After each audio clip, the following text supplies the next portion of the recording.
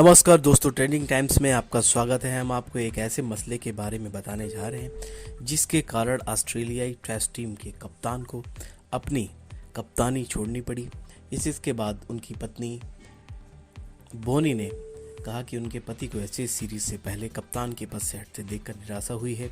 Ashes series शुरू होने से 3 सप्ताह पहले टिम पेन ने 19 नवंबर को टैक्स एक्सचेंज विवाद में कप्तान का पद छोड़ दिया था। दोस्तों, पेन ने होबार्ट में एक संवाददाता सम्मेलन में कहा था कि क्रिकेट ऑस्ट्रेलिया इंटीग्रिटी यूनिटी की जांच से क्लीन चिट मिलने के बाद भी मुझे इस विवाद पर गहरा खेद है।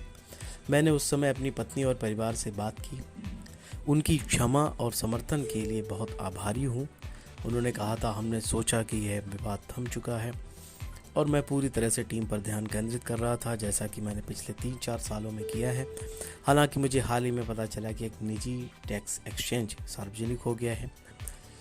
उनकी पत्नी बोनी ने कहा कि वह इससे काफ़ी निराश हैं क्योंकि इस विवाद को सार्वजनिक रूप से प्रसारित किया गया है। मैक्स ने अपने पति के साथ मसले पर बात करते हुए कहा कि इस मामले पर अपना गुस्सा और भड़ास मैंने निकाल दी थी। हमने लड़ाई की और बातचीत भी की, जिसके बाद हमने इसे पीछे छोड़कर आगे बढ़ने का फैसला किया। हमने ऐसा मिलकर फैसला किया था। उन्होंने कहा, मुझे थोड़ी निराशा ज़रूर हुई है क्योंकि हमने इसे बरसों पहले पीछे छोड़ दिया था और फिर से इसे अब सार्वजनिक कर दिया गया है। मुझे लगता है इस मुद्दे को फिर से खींचा जाना अन्यायपूर्ण है। ऑस्ट्रेलिया के अनुभवी विकेट कीपर ने 2017 में इस मामले के लिए कॉन्फ्रेंस आयोजित कर अपनी गलती स्वीकारी थी। मैक्स ने स्वीकार किया। वह इस घटना के सुनने के बाद बहुत स्तब्ध रह गई थी। उन्होंने कहा, मैं छला हुआ महसूस कर रही थी। मैं आहत थी, निराश थी, लेकिन मेरे अंदर कृतज्ञता की भावनाएं थी क्योंकि वह मेरे साथ ईमानदार। टिम पेन को स्टीव स्मिथ के बॉल टेम्परिंग मामले में दोषी पाए जाने के बाद ऑस्ट्रेलियाई टेस्ट टीम का कप्तान बनाया गया था। कॉन्फ्रेंस में इमोशनल होते हुए पेन ने कहा, मेरे निर्णय की पृष्ठभूमि के रूप में लगभग 4 साल पहले का एक मामला है। मैं एक तत्कालीन सहयोगी के साथ टैक्स एक्सचेंज में शामिल था। उस समय एक्सचेंज पूरी तरह से सीए इंटीग्रिटी यूनिट की जांच का विषय था। तस्मानिया एचआर जांच ने एक ही समय में पाया कि क्रिकेट ऑस्ट्रेलिया की आचार संहिता का कोई उल्लंघन नहीं हुआ है।